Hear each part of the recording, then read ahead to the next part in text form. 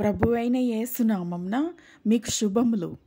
ఈరోజు మన వాక్య భాగము అపొస్తలుడైన పౌలు రోమీయులకు రాసినటువంటి పత్రిక చివరి అధ్యాయమైన 16వ అధ్యాయము.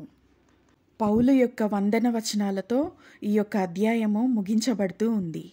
పౌలు దేవుని సంఘంలో పరిచారకులుగా ఉన్న విశ్వాసులను, అనేక రకాలుగా దేవుని సంఘానికి సహాయకులుగా ఉన్న వారిని, తనతో పాటుగా సువార్త పనిని జరిగించిన వారిని, ఆపత్కాలంలో తనను కాపాడిన విశ్వాసులను, అనేక రకాలుగా సంఘంలో ప్రయాసపడేవారిని, క్రీస్తు సంఘంలో తనకంటే ముందుగా పరిచర్య చేసిన వారిని, పరిచర్యలో ఉన్న స్త్రీలను, పెద్దవారిని, ఇలా ప్రతి ఒక్కరిని ఉద్దేశించి పేరు పేరున పౌలు వారికి వందన వచనాలను, కృతజ్ఞతలను తెలియజేశాడు. దీని ద్వారా మనకు తెలుస్తున్న సత్యం ఏంటి అంటే, భూమిపై ఉన్న క్రీస్తు సంఘంలో పాలిభాగస్థులై తమ తమ పనులను సక్రమంగా జరిగించే వారందరూ ఏ భేదం లేకుండా ప్రతి ఒక్కరూ విశేషమైన వారే, ఆనాడైనా ఇప్పుడైనా. అపొస్తలులందరూ దేవుని సంఘంలో ఉన్న ప్రతి ఒక్కరిని గుర్తించారు, గౌరవించారు, వారిని జ్ఞాపకం చేసుకున్నారు, ప్రోత్సహించారు. ఈ విధంగా దేవుని చేత, బోధకుల చేత గుర్తించబడి ఆదరించబడిన సంఘ విశ్వాసులందరూ నమ్మకస్తులై సంతోషిస్తూ ఫలిస్తూ విస్తరించారు. ఇది దేవుని చిత్తమైన పరిచర్య, అపొస్తలుల పరిచర్య.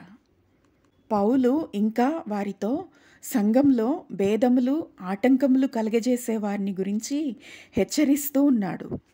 వారిని సువార్త బోధ విషయంలో జాగ్రత్తగా ఉండడానికి నేర్పిస్తూ ఉన్నాడు.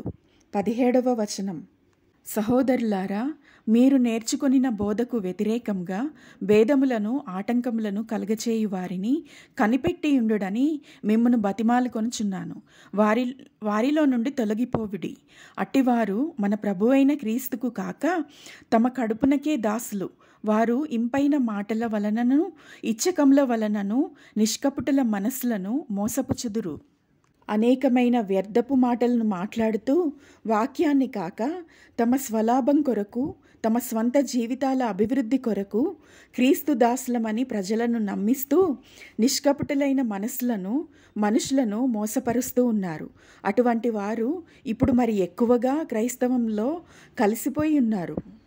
ఇటువంటి వారిని కనిపెట్టి విడిచిపెట్టాలని పరిశుద్ధాత్మ దేవుడు మనలను హెచ్చరిస్తూ ఉన్నాడు. రోమాపత్రిక చివరి అధ్యాయము చివరి వచనాలు ఎంతో శక్తివంతమైన వచనాలు. సమస్త అన్యజనులు క్రీస్తు యందు విశ్వాసానికి విధేయులవ్వడమే రోమాపత్రిక యొక్క ముఖ్యమైన సారాంశం. అది పౌలు యొక్క పరిచర్య ద్వారా ప్రత్యక్షపరచబడిన మర్మము. దేవుని ఆజ్ఞ ప్రకారం ఈ యొక్క మర్మము ఇప్పుడు లేఖనాల ద్వారా మన చేతులకు అందించబడి ఉంది. అద్వితీయ జ్ఞానవంతుడైన దేవునికి యేసుక్రీస్తు ద్వారా నిరంతరము మహిమ కలుగునుగాక. ఆమేన్.